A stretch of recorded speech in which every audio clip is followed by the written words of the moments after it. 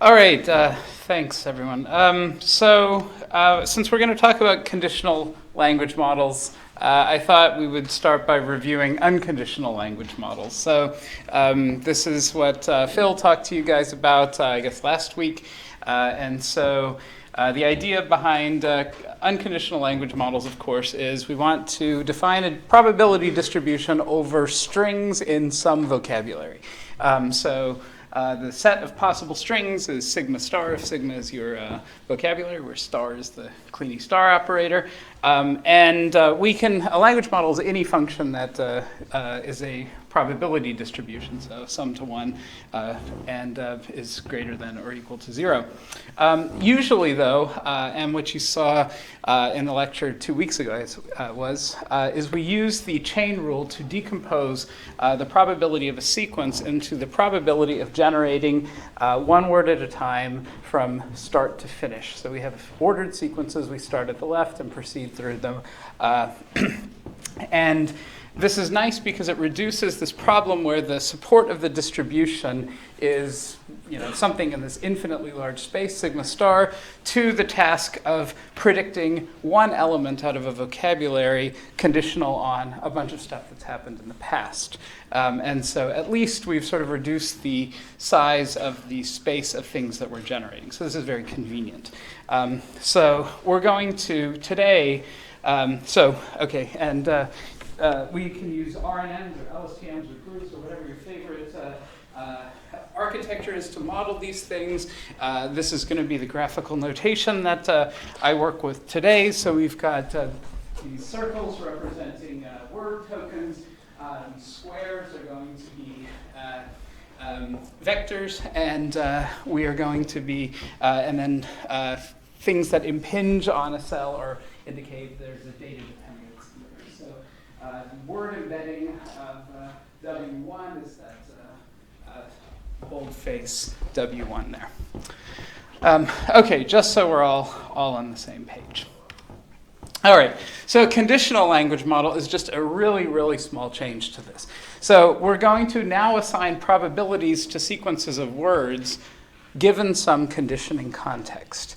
And as with unconditional models, it's again going to be useful to decompose the probability in terms of first generating the first word, then the second word conditional on the first word, and so on. But at each time step, we're still going to be aware of the context that we're generating in.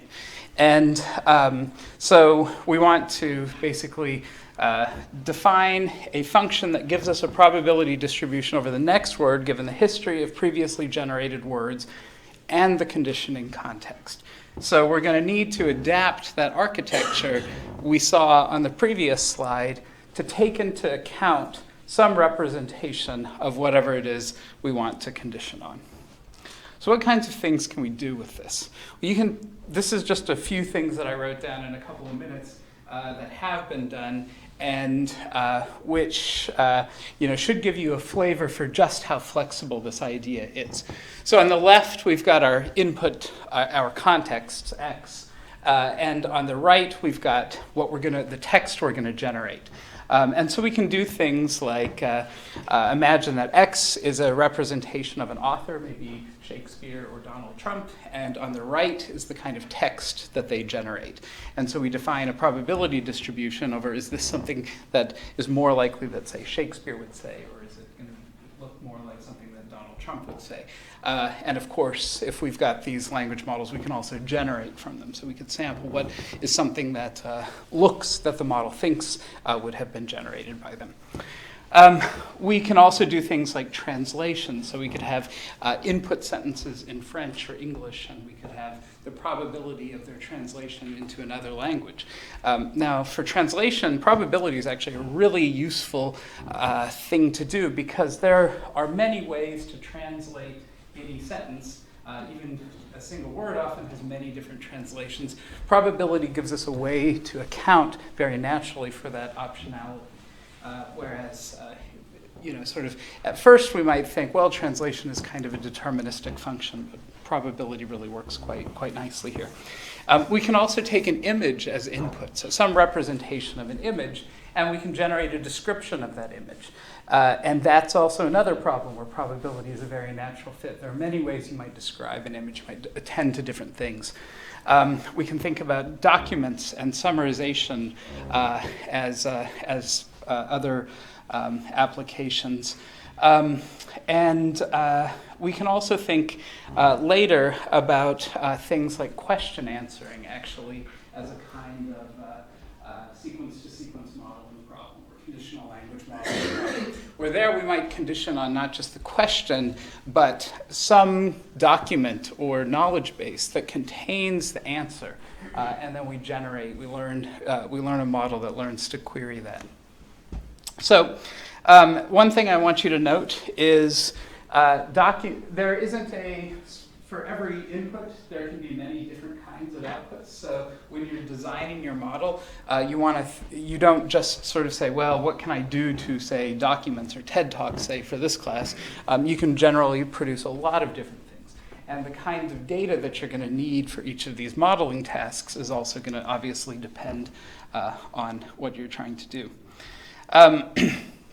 We're also going to be covering several things. So this week I'm going to talk about translation and image captioning. These are actually fairly basic applications of these things. Next week, one of the world's leading experts on acoustic modeling and speech transcription is going to be here. And then in 2 weeks, we'll talk about QA using sequence-to-sequence models. So what kind of data do we need for training conditional language models? Last time I know Phil talked to you a little bit about the considerations you want to have in mind when building a training set for regular language models, for unconditional language models. Here, the difference is, and this makes the conditional language modeling problem a little bit more difficult, we need paired samples of data.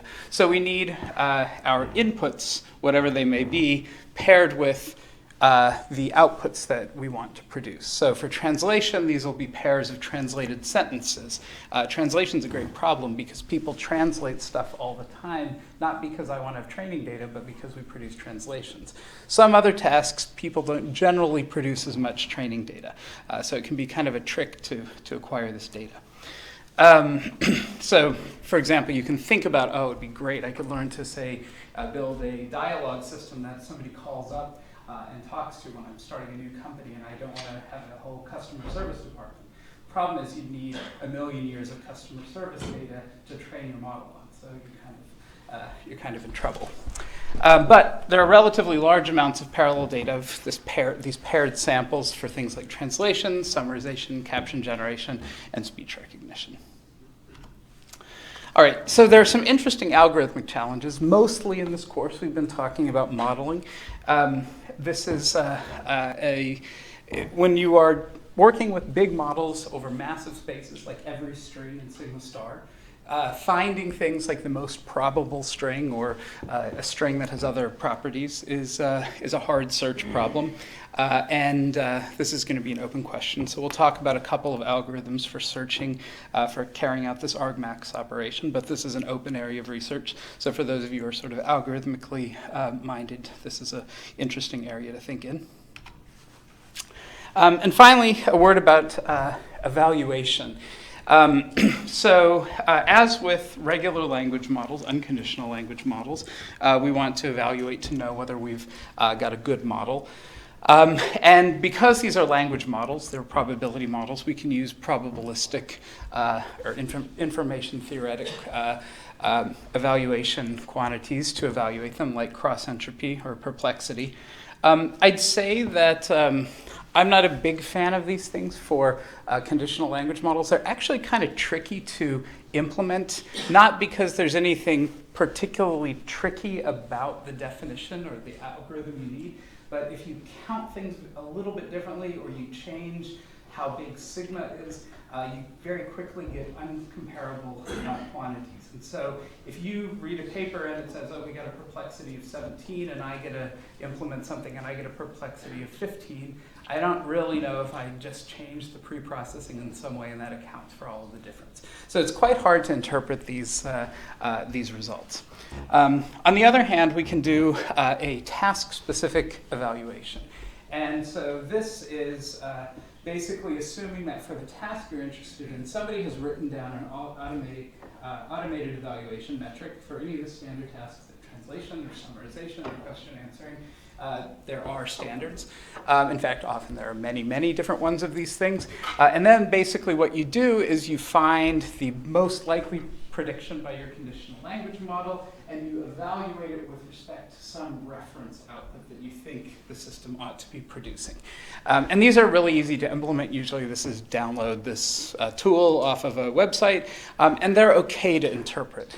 People love to criticize the assumptions that these models make, but they are usually easier to interpret than Perplexity. Finally, there is now human evaluation. It's usually quite straightforward to think for many of these tasks what the human evaluation would be. If we're doing translation, we translate something and we show it to a professional translator and you say, is that a good translation? And they say yes or no, and that's wonderful. The downsides are this is really hard to implement because humans are expensive and take a long time. They're also really unreliable, particularly when the system isn't sort of behaving very well. If you get two different flavors of word salad, how do you sort of tell them apart? How do you know if you've improved slightly? It's actually quite hard. The variance is basically very high. But modulo the variance, we can control for that. The results are easy to interpret. So basically, looking at sort of those two criteria across, I'm going to generally recommend that if you're working in conditional language modeling, look for some kind of automated task-specific evaluation. Okay, so the lecture overview today is we're going to talk, and really for this week, is we're going to look at encoder-decoder models that learn a function that maps some input x into a fixed-sized vector and then uses a language model to decode that vector into a sequence of words, W. So here is a summary of what this model might look like for the translation problem. We're going to have some encoding model, we're going to have a vector in the middle, and then we'll have some decoding model that looks a bit like an RNN. So here it can be translation. We might also feed in images. We have lots of techniques for reducing the dimensionality of an image from a giant vector or matrix of pixels down to a single dense, highly informative vector, and then we can translate that into a caption just as well with this general architecture. So there are generally two questions you want to keep in mind as we are thinking about these models. The first is, how do we encode x as a fixed size vector, which I'll call C. I'll usually call it C. This is very problem, or at least modality specific. So if you've got an image, well, what are the things we use for representing images? I don't really know very much about images, but it seems like deep convolutional networks, all these cool highway connections or whatever are popular now. Use that. If you're working with language, I know more about that. We can use things like a bag of words or a recurrent neural network or a convnet as well. And you want to think about what assumptions you're building into the model in each of these cases. The second question is then, once we've got this vector C representing things, how do we condition on that in the decoding model? And this is fortunately a little bit less problem specific, mainly because we're always going to be generating text in the conditional language modeling task. So we can work on sort of a general family of architectures. And it's kind of nice. We've kind of got this, this problem that we can divide and conquer on. So you can have, those of you working on the practicals can divide up, and one of you can work on encoders, one of you can work on decoders. You stick the two together and train everything with backpropagation. Okay. So we are going to basically, I should have put a table of contents. I'm going to now continue the rest of this lecture talking about three important papers that implement conditional language models by building a vector-sized representation of the input. And I'm going to start with a paper that came right out of Oxford about 4 years ago by Phil and Kalchbrenner. So this is a task for machine translation. This is a model for machine translation. So X is going to be a sequence in a foreign language, like French, and we are going to try and generate translations in English. Although if you go and read the paper, they translate from English to French, because some people want that translation task done too. So roughly what's going to happen here is we're going to build an embedding of X, and we'll talk about the models that are used. That's just going to be this vector C. The model includes an extra linear transformation on top of that.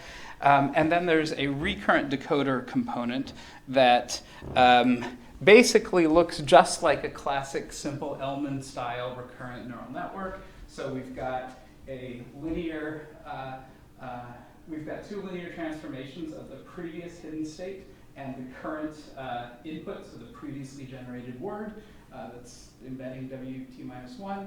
And then we've got a bias, and all of that gets added together and passed through nonlinearity. To that, we're now adding this vector S, which is going to be this representation of the input. So we've basically got an RNN that's going along just like we've always seen, and we've got this extra input coming in at every time step. The next two lines are exactly the same as what we had in the classic RNN. So we project that hidden state out onto the full vocabulary size, renormalize it into a probability distribution, and then we have a distribution defined over the probability of the next word. So if I've got down here the unconditional RNN, down at the bottom you see it's exactly the same, just missing this, this plus S. Okay, so what about the encoder? What was that embed function? What does that look like? Here's the simplest possible model. And for those of you who did Practical 1, we asked you to do document classification using a neural bag of words model. We just add together the vector representations of each word in the document, and that becomes then the representation we use for the document. And you probably actually normalize that by blank. Yeah? Yeah, just the normalization. Oh, yeah. You should do that. You can learn it without it, and it doesn't actually make a huge difference, but it helps a bit. So what do you guys think about this model for translation? I mean, you saw it work pretty well for document classification, right? Well, I mean, the fancier architectures don't work tremendously better, I guess, is the point. But that's a fairly silly task. So we're trying to predict in document classification one of a few labels, whereas here we're trying to predict a whole translation, right? So, like, what could go wrong with this model in translation? a lot of things. Okay, good. Word order matters a lot. Word order matters a lot, yeah. And what's the key thing about a bunch of additions? They don't care about They don't care about order. Yeah, commutativity, it's great, but it's not the way language works. Okay, that's a big one. Maybe that's the big one. Can anyone think of other things?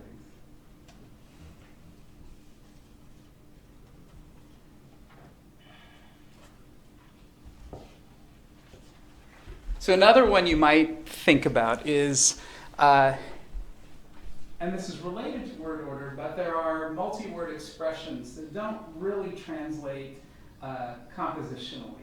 So if you say, John loves Mary, well, each of those words translate a bit independently of the context they occur in. But if you say hot dog, and you want to translate that into German, you probably don't literally say hot and then dog.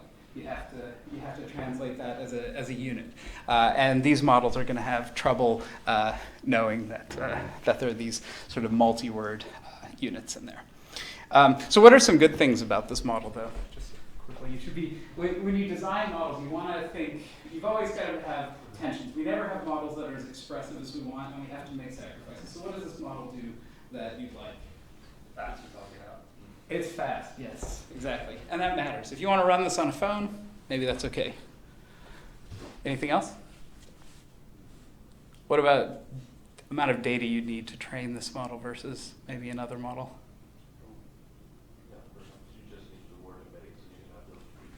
Yeah, you might be able to, it might work a little bit better. You don't have a big RNN that's got to put things together whose parameters you've got to learn.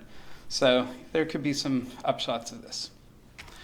All right, so that model actually, at least on some small toy data sets, works surprisingly well. That says a little bit more about the data sets, I think, that it worked well on than actually about the quality of the model. But of course, Phil and all knew this model was silly, and they actually didn't even put those results in the paper. You have to go find their talks on this if you want to see those examples. Instead, they proposed using a convolutional architecture to build that representation E. I copied this figure from their paper, so it's called E instead of C. And basically the idea is you're going to stack layers of convolutions on top of each other, and they are going to go from this long sequence up to a single vector at the top. So you can think of each of those dots as a vector. And so the advantages of this model are, well, convolutions learn interactions very well among features in a local context. And by stacking them together with pooling operations, you can get longer range dependencies to be learned. And the other nice thing about this stacked architecture where you're looking at local receptive fields and then broadening out, this starts to look a lot like parse trees. Only we don't actually need a parser or a linguist to annotate any of these things. We just build naturally, the COMNet discovers an implicit branching structure that's present in the data. So there's actually something very appealing about this model that seems to be a good match for language. The thing you might criticize here is that sentences have different lengths, and they ideally need, at least from a linguistic perspective, they need different depth trees, and COMNets are not usually so dynamic. But for those of you who are interested, there's a clever way to have adaptively deep trees that was proposed in a later paper. And so this has been also considered. So this is an interesting model. We now work with a slightly different model typically, which I'll talk about in just a second. But this was actually, I didn't just pick this out because, well, in part because, yes, it came right here from Oxford, but it was also the first modern, really successful example of a conditional language model being applied to machine translation. So that's, it occupies an important place in history. Okay, so now looking at this recurrent decoder again, just to sort of close the loop on this. So we saw this is just what I had on the screen a second ago. We can view this as defining a model that looks like this. So we're going to start spelling out our translation by sampling a sequence of words using probability distributions that are computed as follows. So we're going to start out by building a hidden representation at time 1. That's going to be a function of an initial state, h naught, a embedding of a start token, which I'm calling x1 here, and then we have that vector s, remember, which is the representation of the source sentence. And then we're going to project that up onto a softmax over the entire vocabulary. And then that's a probability distribution, which we can sample from. And that gives us a probability of, say, Tom as being the first word in this sentence. We then feed this in to time step 2 and get an embedding for Tom, and then recompute or compute H2, which combines again, S just feeds in a second time, and we repeat the process. And we keep sampling until we get to a special stop symbol that says, okay, I've had enough. Please, the sentence is over. And you should note that this looks really almost identical to the RNN that started the lecture with the unconditional RNN. Yeah? The question, I think you mentioned it, but the S is simply concatenated onto the hidden state, or is it added? Or? It's added. you might, addition versus concatenation is kind of a funny topic. If you have vectors that are of different sizes and you really do want them to, you think they really do need to be different sizes, you can't obviously add them together. If these things are, if you don't mind having them be the same size, addition is in some sense strictly more powerful than concatenation. So the model could learn to set half of the representation to be exactly 0 for the sentence representation, and half of the representation to be exactly 0 for X. And then effectively, you would be getting, it would learn to do concatenation. So if concatenation is really what you want, the model could learn. But by adding, you get a little bit more opportunity to learn some more complex interactions. And so I go back and forth on how compelling I find that line of reasoning. Obviously, that is assuming things about the dimensionality of the representations. But Phil was the one who explained that in that way, so I'm impressed him. That is a line of reasoning to use. Yeah? Does anyone ever do have them overlap a little bit so you get a little bit of mixture and a little bit of purity? Yeah. This has definitely been talked about. I can't actually think of any papers where it's been used in this task, but yeah, it's a good idea. Does anyone happen to know if people have tried sort of partial overlaps, sort of partial concatenation? No. Yeah. Go run it. All right. Okay, so this is Kalchbrenner and Blunsom, 2013, really influential paper. The following year at NIPS, a group from the Google Brain team, led by Sutskever, said, we want to do the same problem, only we are going to use an even simpler architecture. All this stuff with convolutions, that's kind of complicated. This was also when Null did this work. This was kind of before LSTMs got really popular again. We knew they were out there, but everybody's like, well, RNNs kind of get the main point. And the brain guys they were excited about LSTMs and realized they learn much more effectively than RNNs. And so what they said is, let's just view translation as a single long RNN, and in the first half of the RNN, we're going to read in the sequence. And then once we get to a special token in the middle, we're going to start decoding into the translated language. So we've got really just one big LSTM.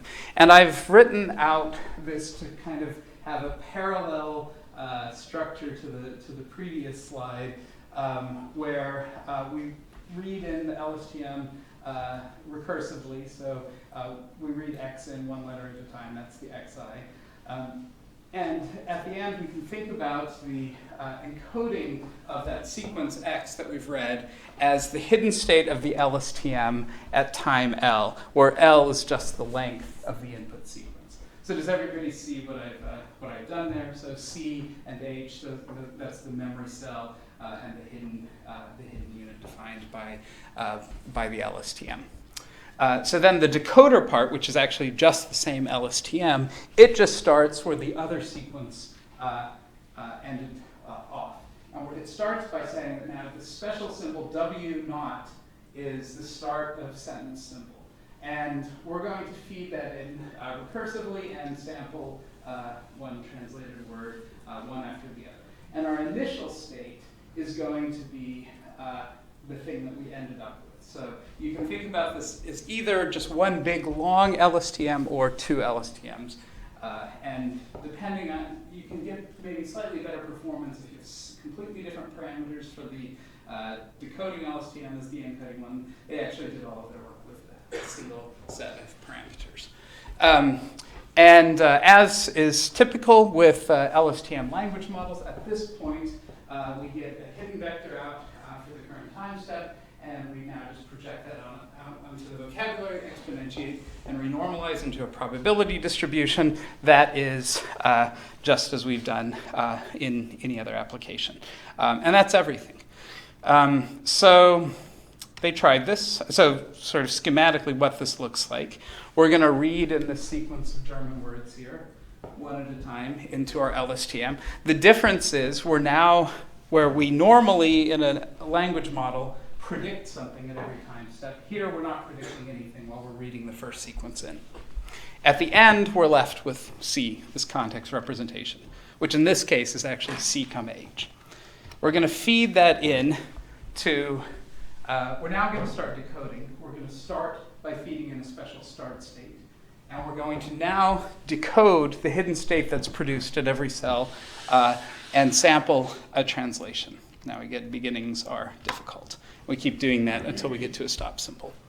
So I broke this apart. You could imagine just having this out in a sort of long, a single left to right thing. But you can see there are these two parts. There's an encoder, and then we kind of switch modes, and we start doing decoding. All right, so this works okay. We can think about what it means. So it's good. RNNs deal naturally with sequences of various lengths. So the slight difficulty of getting convnets to deal with different sizes goes away. LSTMs in principle can propagate gradients a long way. So even if we've got something at the beginning of the source sentence that's going to have an influence on the end of the translation, that hopefully potentially is learnable. It's also a really simple architecture. If you've got an optimized LSTM implementation, this is really just a little bit of data munging, and then you can build a translation system. So if this works, that's really appealing. The bad of this is, and this is actually true for everything we're talking about in today's lecture, we're putting entire sentences into a single vector. And that's a pretty draconian bottleneck. So we're going to talk about solving that problem in a completely different way on Thursday. But this is impressive. Now, they got really good results, and this paper got a whole lot of attention, but it wasn't just doing this out of the box. They had to put some tricks in to really get good performance and really show that LSTMs were competitive with the state of the art. And so I'm going to review a couple of these tricks. They're useful to know. You can often apply them to lots of different tasks, not just to implementations of Sutskever at all. Okay, so the first trick, and this is pretty model particular. It can't be generalized. So the first thing to note here is they read the sentence from left to right, and then they decode the sentence from left to right. This makes sense. If you think about translations as being roughly monotonic in the order of the input sentence, this is reasonable, it seems. You have, on average, the distance the gradient has to travel is a distance of n words. That seems okay. But they found if you reverse the reading of the input string, you can do a little bit better.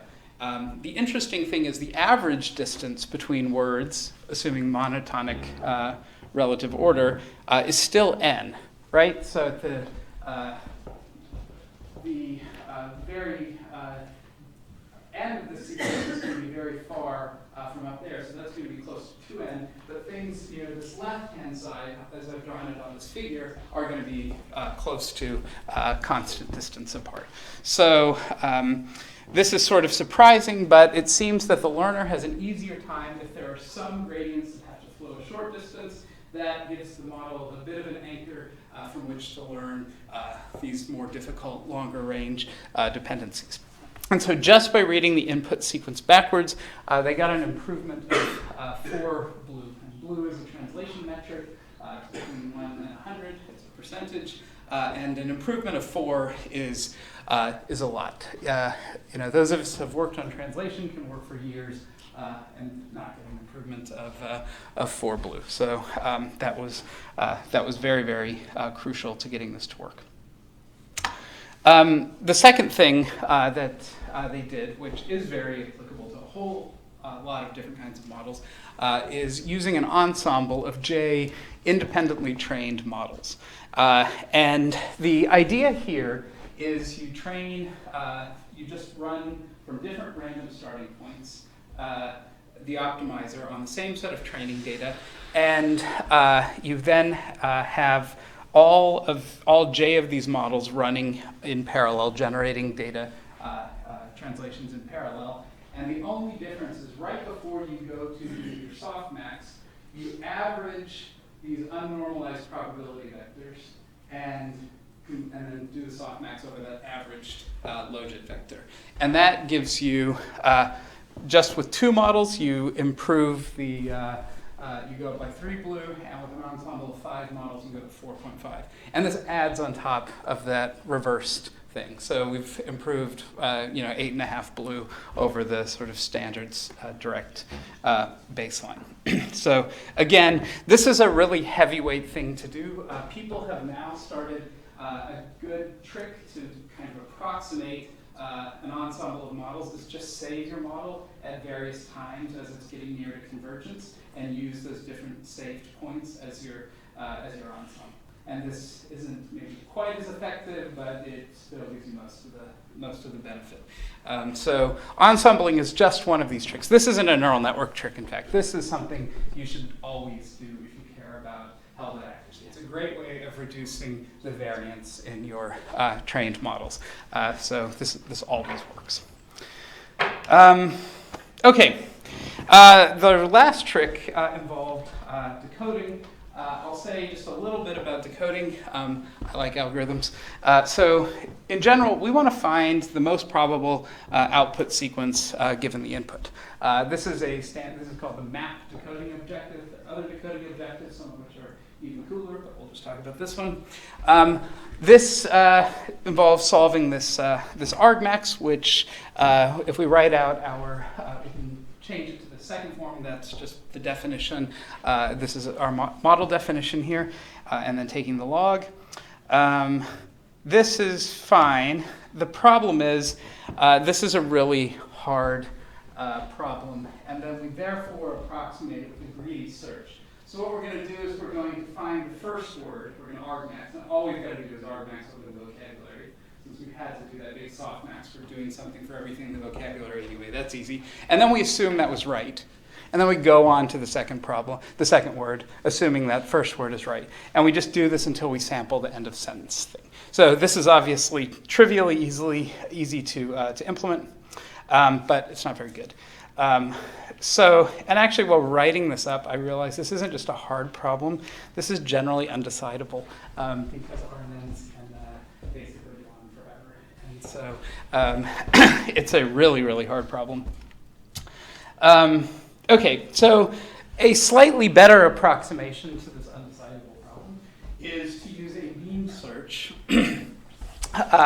with beam size B. And so the idea, for those of you who haven't seen beam search before, is you're just going to keep track of a certain number of hypotheses that you think are most promising. And you're going to do this in a particular order. So in the same greedy order, we're going to go from left to right. And what we're going to do is we're going to start with a hypothesis that is just the starting symbol. And we're going to keep track of the log probability of this hypothesis. And this is, at the beginning, just going to be 0. So that's we start with probability 1 with the start symbol. Then we're going to write down the top 2 best hypotheses for the first word. Okay, that's straightforward. Time 2, things start getting more interesting. We're going to expand each of these hypotheses fully and pick the top 2.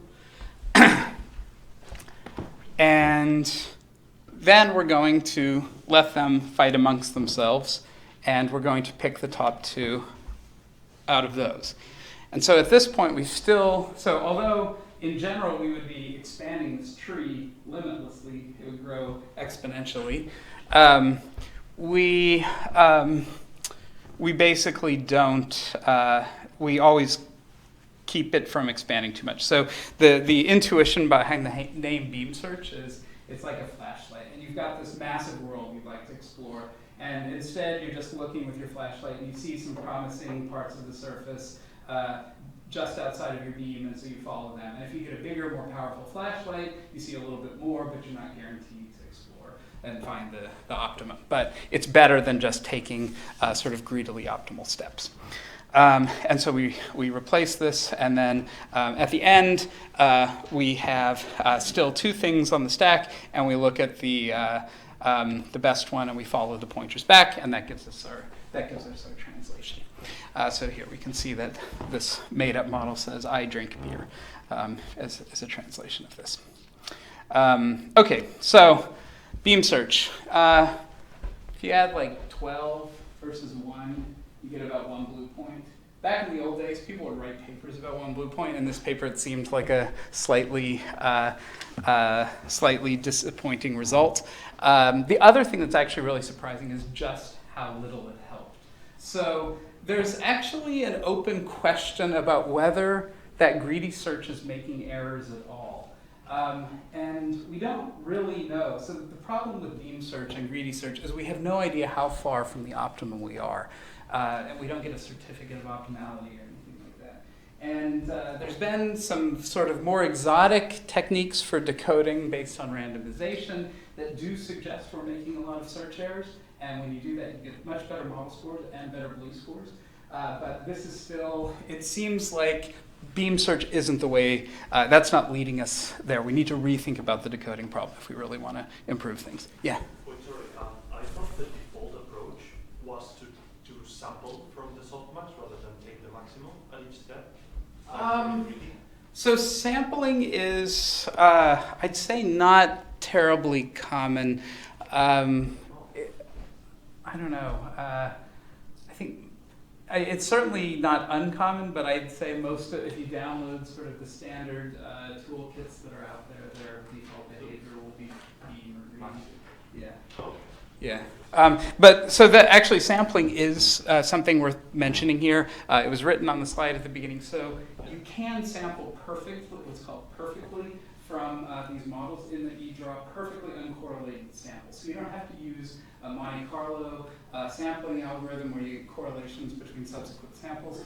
This is just, since we have a locally normalized model that factors from left to right, we can use ancestor sampling, which is completely simple to get completely perfect samples from the distribution we care about. So yes, you can use sampling very effectively. It tends to, sometimes the distributions aren't very sharp. If you artificially sharpen them, they change in strange ways, and so that's one of the reasons people don't. But sampling is definitely a useful thing to have in your toolkit for dealing with models like this. Okay, so how are we doing on time? Okay, we have 5 minutes. I'm going to talk briefly about image caption generation. So as an introduction to this, basically you know everything you need to know about image caption generation. All we need to do is take one of those models and change the embedding function that we use. So if you have a model that goes from images to vectors, you replace the encoder part in the two models we've just talked about, and now we've got a image caption generator. Now, of course, you have to train the thing, so you have to have data, but basically everything is ready to go. So one thing about image caption generation, there's less of this data out there than we might hope. So in general, people will pre-train their encoding component on a different task. So a common one is to take ImageNet and train it to do image classification, to say, that's a dog or that's a cat, and then use the pre-trained layers either with refinement or just fixed as the initial weights for the image caption generator. So I'm going to talk about a slightly old model at this point today. We'll come back to this task on Thursday. And it looks a lot like Kalchbrenner and Blunsom, so they use a CompNet on the input. They also do some kind of interesting dimensionality reduction on the image, which basically now people don't do anymore. But the reason I wanted to bring this up is for 2 reasons. One is it shows they actually don't use an RNN to do decoding. They just use an n-gram language model on the output. And they still get reasonably good results. And the second thing is they have a different way of bringing in that information. So this is actually a model that doesn't have any nonlinearities in it. And to get better interactions, they want to use a kind of multilinear interaction, a multiplicative model to basically use that representation of the input to gate the behavior of the predictions they're making. So here's the idea. We're going to embed our image and get a vector x out, which I've been usually calling C. Their unconditional n-gram language model that they're basing this on is they're just going to concatenate the previous n-1 words, n's the n-gram order. And they're going to multiply this by a big matrix to get a hidden state. And then they're going to do the standard trick of projecting this out onto the vocabulary space, exponentiating and renormalizing. Now, the simple conditional n-gram language model just adds a linear transformation at each of those hidden states to the hidden state. And then everything else stays the same. This is really how easy it is to go in neural network land from a unconditional to a conditional language model. You just add something or concatenate something. It's amazing. So they said, what the problem with this model is we want to use representations that are dependent on the image that we're looking at. So intuitively, let's say we've got a representation for cat and dog and cow and things like that.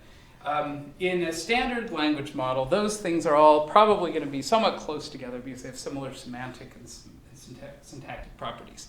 However, in an image, if we have a picture of a cat and we're thinking about the word cat, that should be quite different than the representation for the word dog in the context of that image.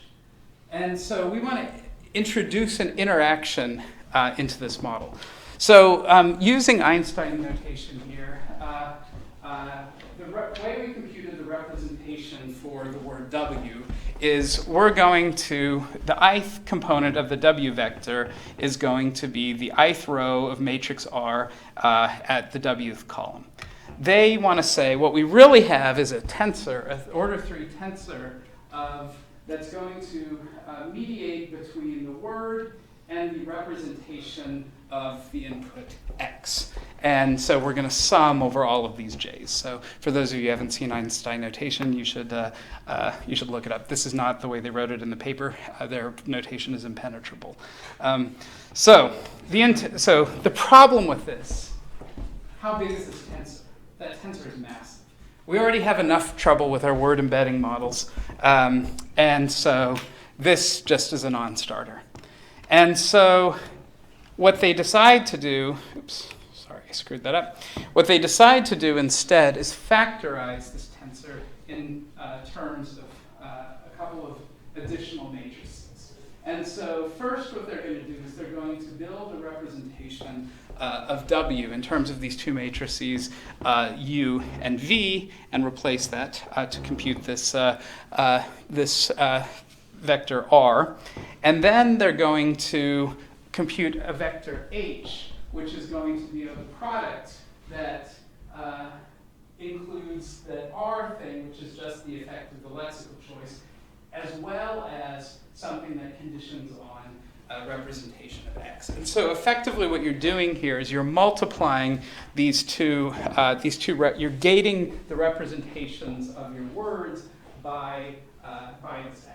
And then we're using that to make the prediction as we've always done. You can show that this is an approximation this is a low rank approximation of this order 3 tensor. And you can follow up with the details in the paper, but I'm running out of time. But fortunately here we're at the last slide. So 2 take-home messages here. Feed-forward n-gram models can be used in place of RNNs and conditional models. This is an underused technique, but it can have some advantages. And modeling interactions between input modalities is actually an underexplored area. Everybody sort of feeds these things into LSTMs and hopes they kind of work these days.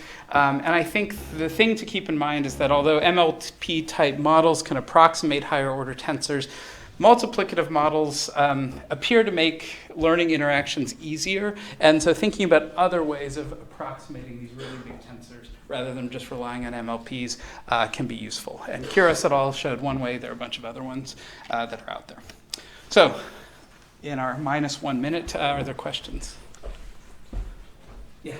It seems that some of the tricks which are used for the translation model can be quite language specific. Like, for example, German and English are sort of similar in word order in many cases. So how well do these kinds of techniques generalize to other translation problems? This model where you represent everything as a single vector, there aren't too many assumptions about word order that are built into it. Sort of everything gets represented as this latent interlingual hidden vector. And so there aren't too many word order similarity assumptions there. The reverse thing does matter, and presumably if you're doing something like, say, Japanese to Arabic translation, where Japanese puts the verb last and Arabic puts it first, maybe you wouldn't want to reverse. So that trick might vary a little bit. In general, I will be able to talk a little bit more intelligently about the models we talk about on Thursday, because these vector-based models have actually been dispensed with, and although they're beautiful to a certain extent, the idea of compressing unboundedly large sentences into finite vectors actually has a lot of downsides. It's just a hard learning problem. And so we work with other models, and their word order differences do matter a little more. So I don't really know. People don't run those experiments on these models because they're not really current. But that's a good question. I don't know.